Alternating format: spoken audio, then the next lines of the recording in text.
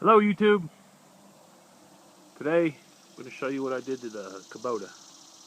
Harbor Freight and Tractor Supply have combined. I seen one of these on the back of a tractor once and I was going to buy one. But I said, why buy something when I can build it? So what you've got there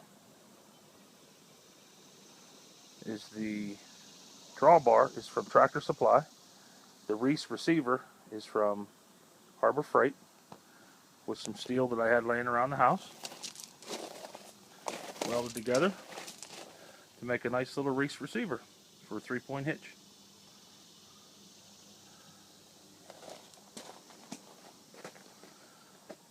I plan to tow the lawn roller with that and whatever else I need to, really. The log splitter, the lawn roller. Lawn roller's way down there.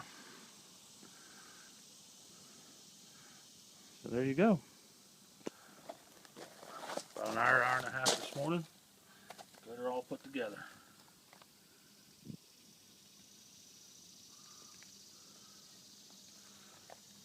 Got to finish drilling the hole.